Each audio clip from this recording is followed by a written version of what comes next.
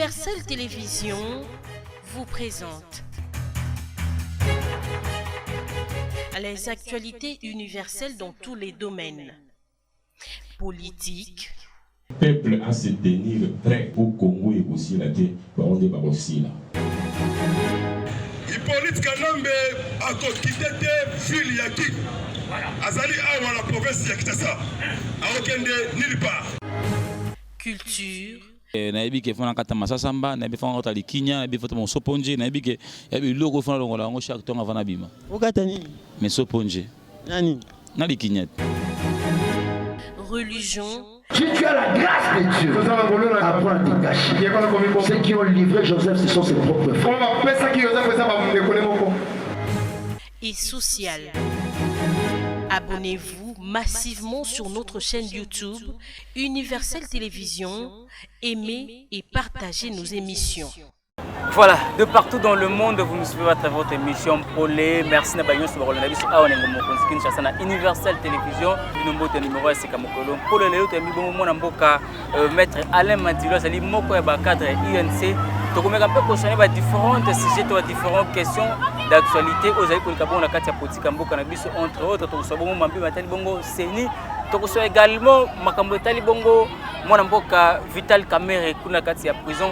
13 ans de prison, Bayen Sebazali Kobanza Nini, Lelo Oyo, et le Komikolo Sali Kokende, Tata Mokonzekolo Félix, Oyo Akanaï Kosala, et l'Ongona INC, est-ce que Yaoundé Bazali Kontine Kosala, Toko Sopima Sola, Marche Zali Kosala, Makili Kili, Awa, Nakati Mokonzi Kongo, Papa na Kinshasa, en particulier, Maître Alain Matilou, bonjour.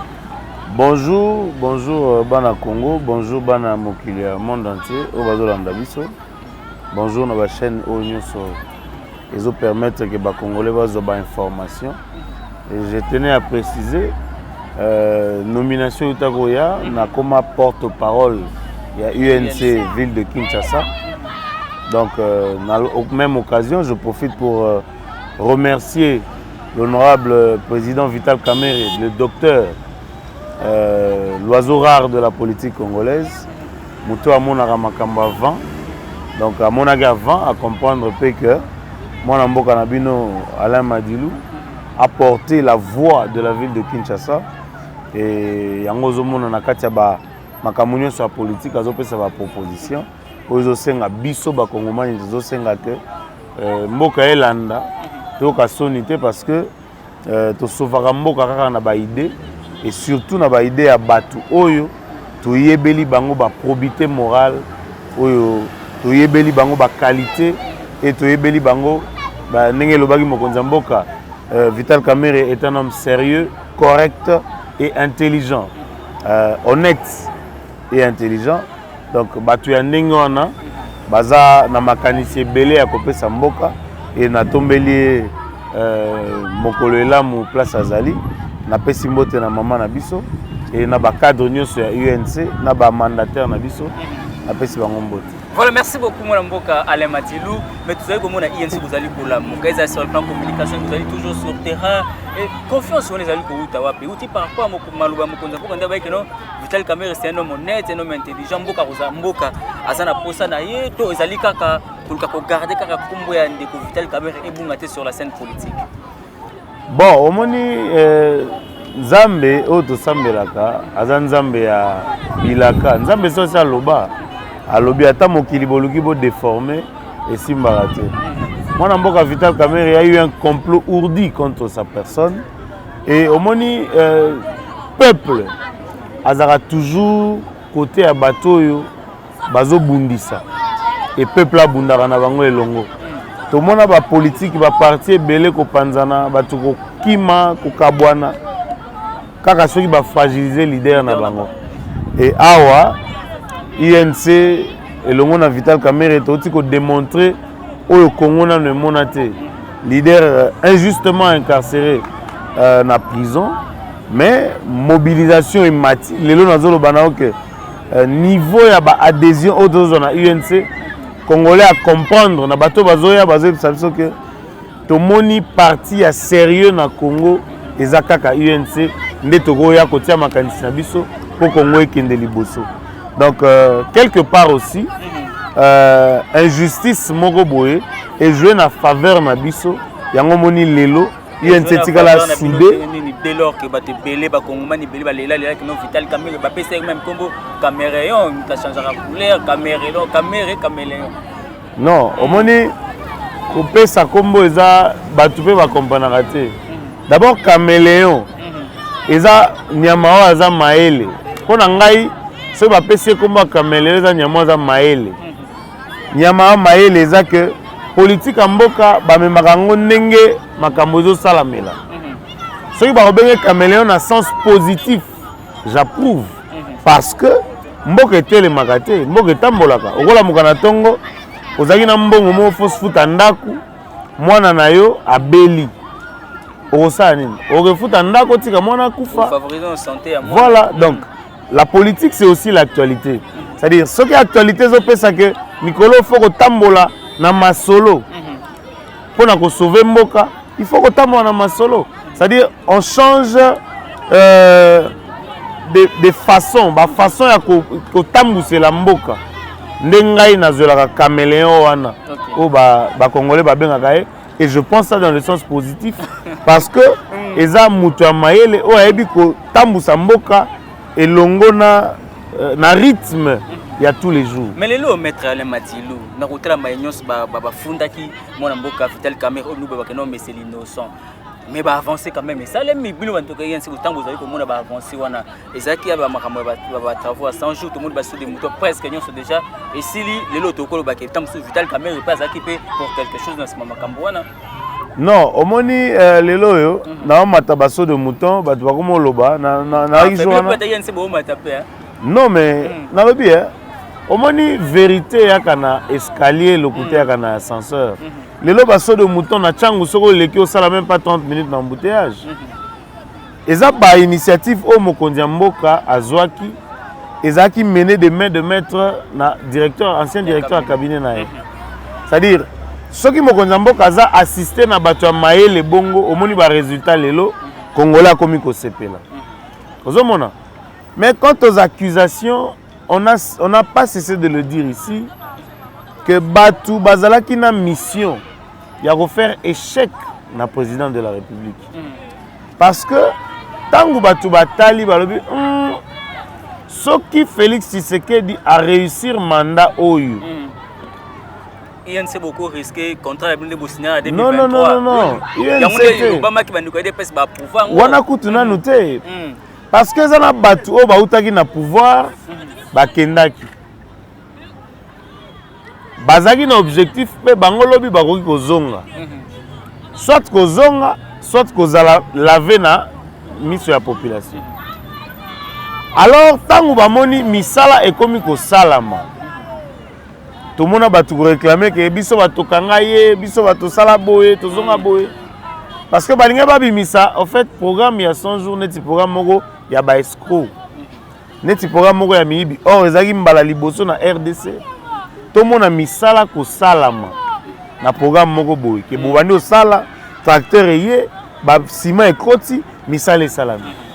Alors l'objectif c'était que ba éloigner l'intelligence de l'honorable Vital Kamerhe na kati ya pouvoir ya comment il y a élan il y a exécutif oyo pour que ba meka ko fragiliser.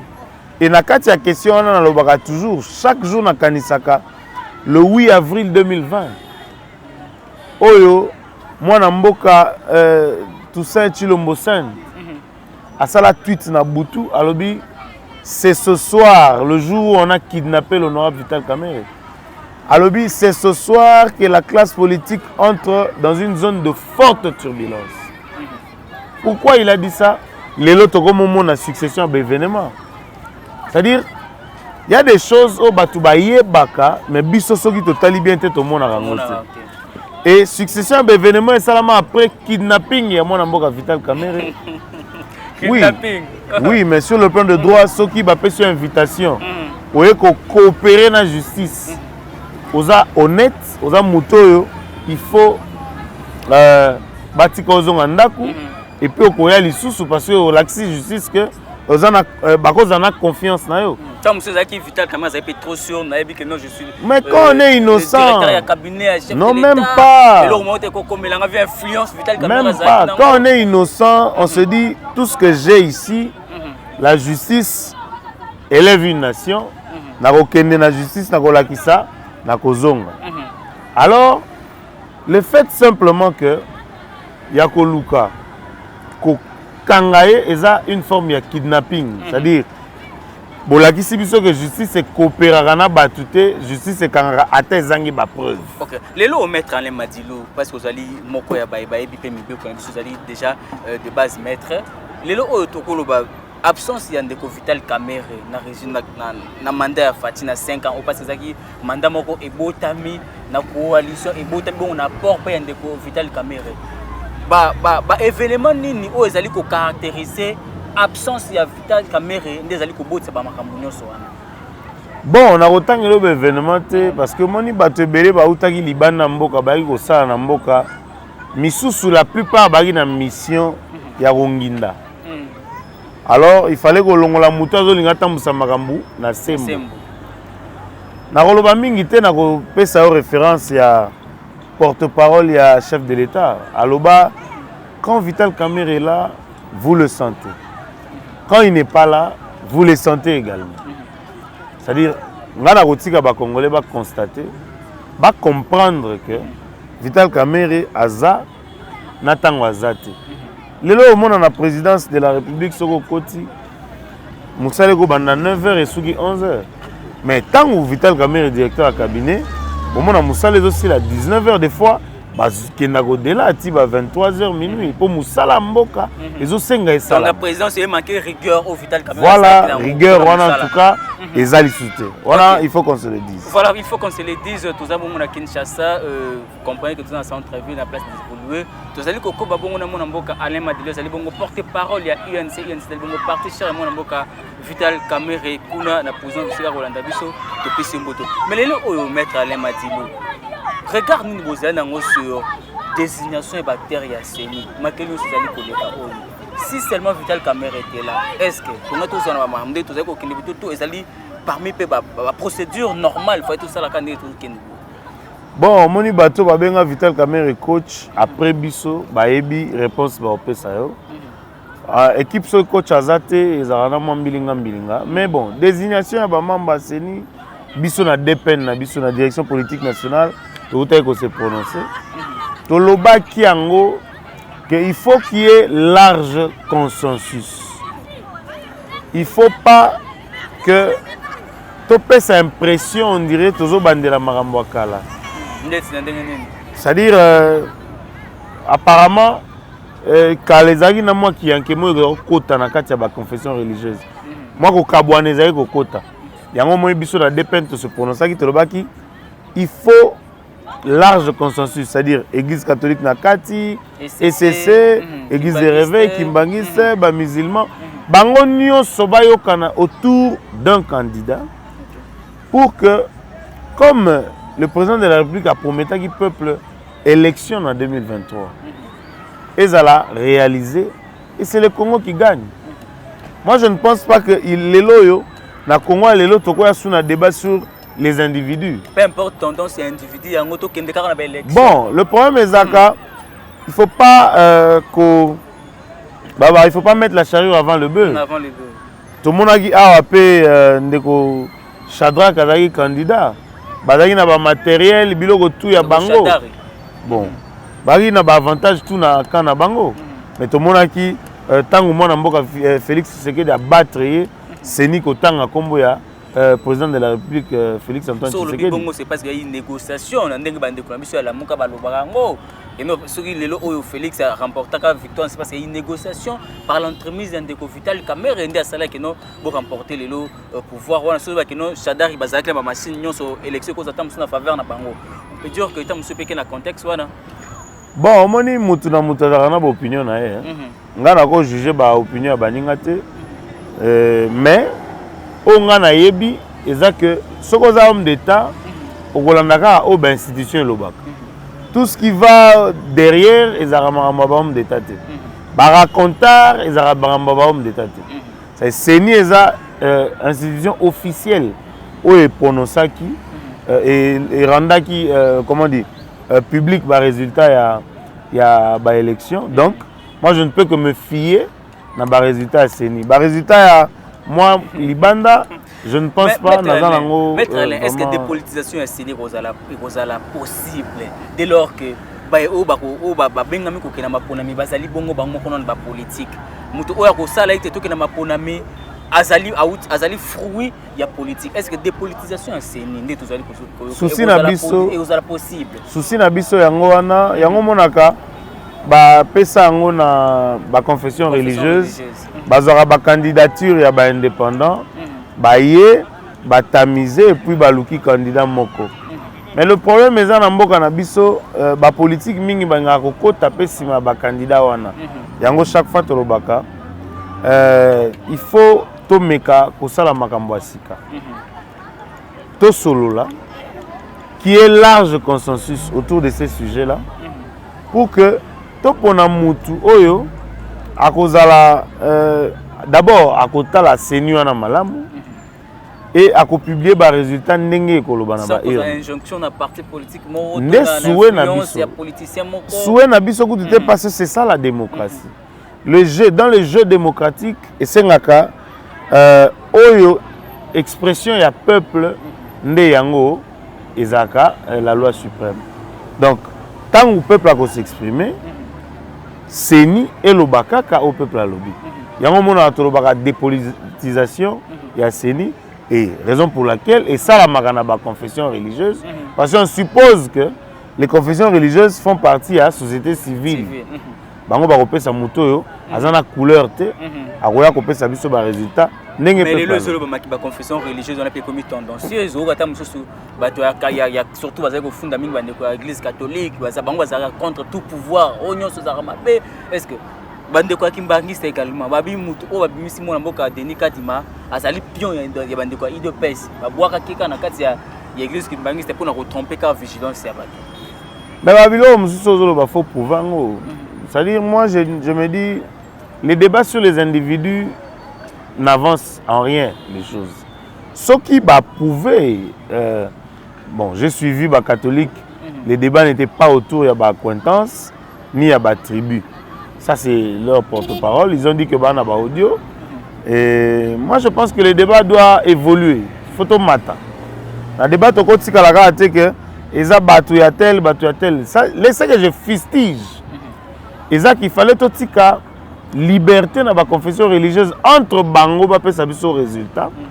Mais qu'on menaçait Basango et Lokowana. Voilà. Voilà. Donc, et Loko Oyonde Bisotoko Boya, et ça qu'on luka ko tia Basango net devant un fait accompli, to ba confession religieuse devant un fait accompli. Biso souhait na biso ça qui est large consensus. Point. To soukiwa.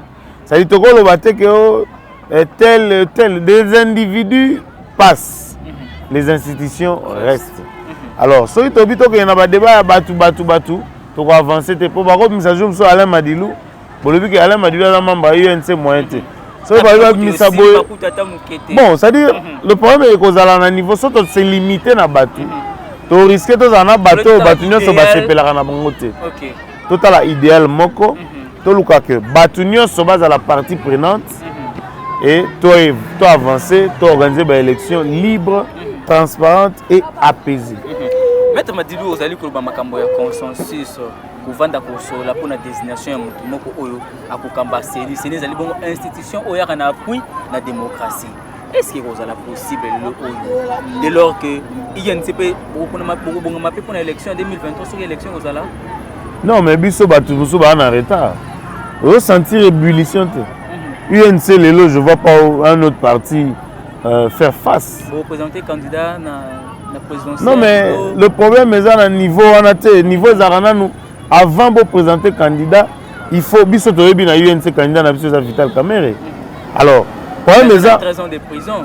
Non, mais lorsqu'il y a injustice, au président de la République, le président de la République a garant un bon fonctionnement des institutions. Et il a dit Vital Kamerhe il a encore quelque chose à donner pour le pays. Ça n'exclut en rien qu'il soit candidat président de la République, soit tout ça là.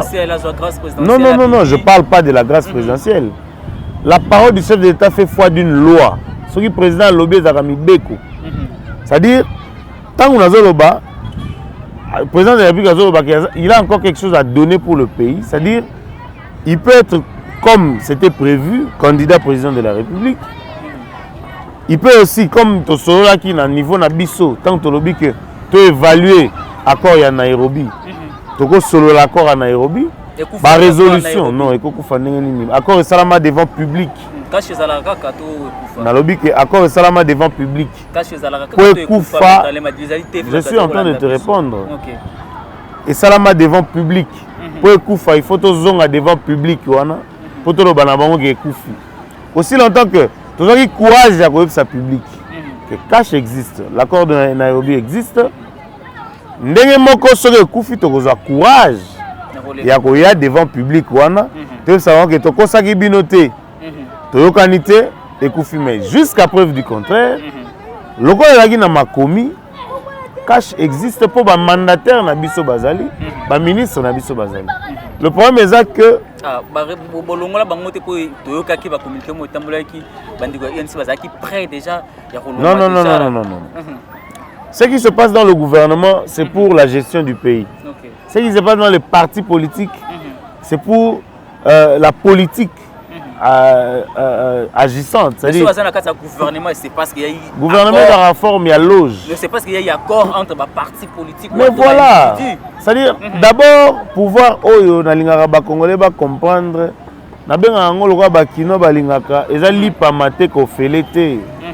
vous comprenez? Le pouvoir cache la gagner haut la main. Alors, UNC a un pouvoir par clémence ou par non. UNC au pouvoir par non. L'UNC au pouvoir parce que il le mérite. C'est un mérite. UNC Lelo et Bundaki, on a mouillé le maillot. Voilà. Et là, accord toujours. Mais voilà, vous voulez tuer quelque chose qui existe, mais vous, c'est un rêve. Voilà, merci parce que comme d'habitude, tout sur les 5e prorogation, il y a état de siège. Est-ce que vous avancez par rapport à l'état de siège? Il y a même dans la réunion à DPN, to sengaki basala évaluation. Il y a état de siège.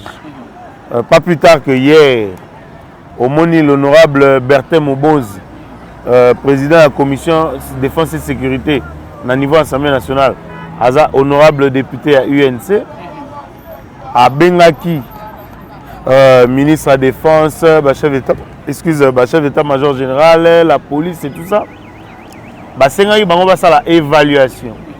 Comme tout Sengaki, donc, je crois que 48 heures pour répondre aux autres là, c'est la évaluation pour que total qu'est-ce qu'on va modifier, qu'est-ce qui sera fait, qu'est-ce qui ne sera pas fait, qu'est-ce qui n'a pas été fait, parce que na UNC déjà te préparer.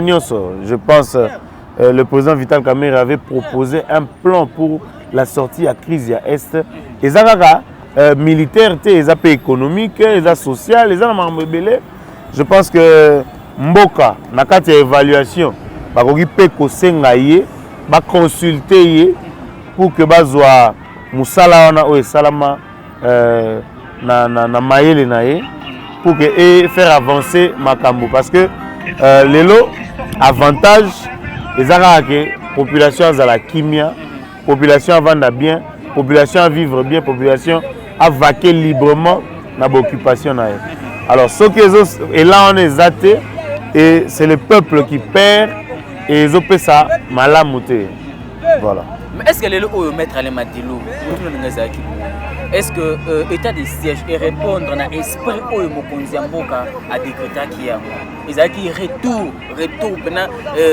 en termes il y a concrétisation il y a sécurité dans la partie est Mboka. C'est les lots état de siège et répondre à l'esprit où Mokonzi Mboka benga qu'il y a.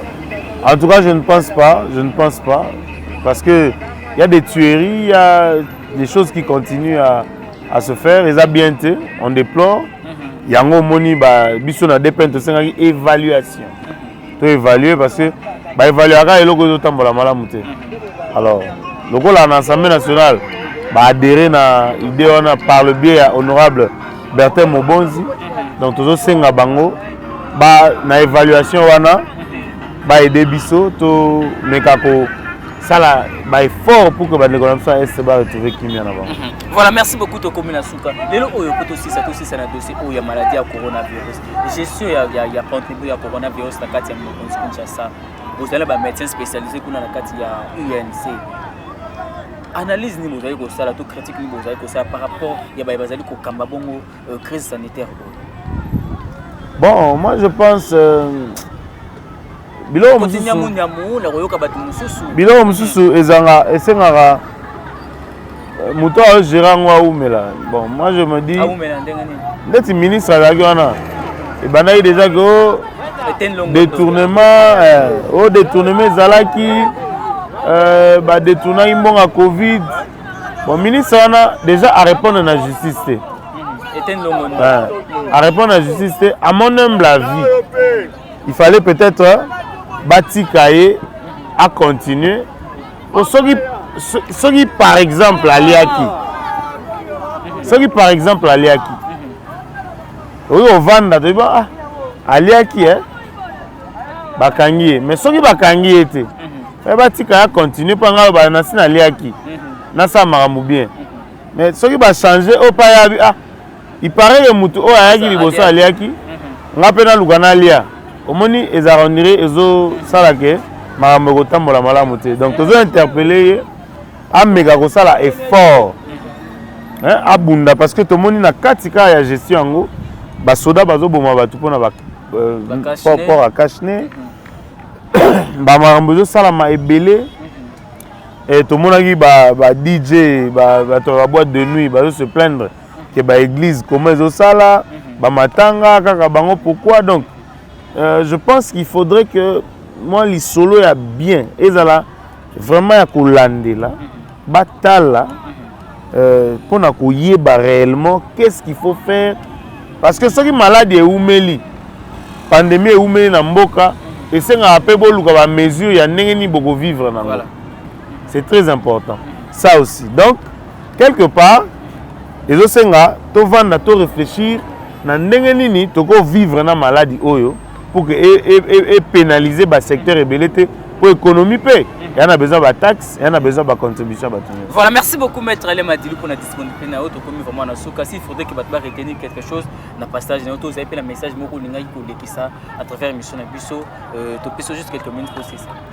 Bon, ngala osenga ba congolais tous à la vigilant tous à la éveillé parce que d'abord na osenga na kopesa ba condoléances na famille à mwana mboka wa kufaki na Inde to dénoncer il y a des choses to osenga que to dénoncer to luka moyen mboka na biso ezongela respect nango ya kala pour lelo apparemment batu bazo respecter biso soute alors pour ba respecter biso faut to zongisa état ezonga kaka ceux qui respectent ba institution ezali ceux qui batu ba homme fort bazate mais to komi na ba institution makasi nde état ezongaka et voilà donc je pense que ceux qui to créer na option wana to zong ça respect na biso vis-à-vis ya ba payanyoso bazana biso na mboka libanda. OK, voilà, merci beaucoup Bolandi biso de partout dans le monde à Kinshasa, Bolandi biso na Universel Télévision, Bolandi biso na Nzela en ligne. Merci na ba nyonso balingra émission Polé, je répète mec bongo na mboka Alain Madilu sali bongo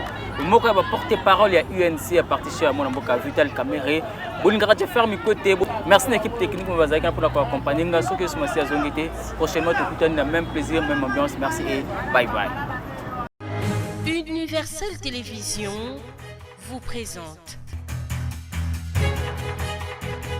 les actualités universelles dans tous les domaines. Politique. Le peuple à se tenir prêt au Congo et aussi la terre, on est aussi là. Hippolyte Kanambe a quitté ville Yaki. Azali awa la province ya Kitasa. A aucun nulle part. Culture.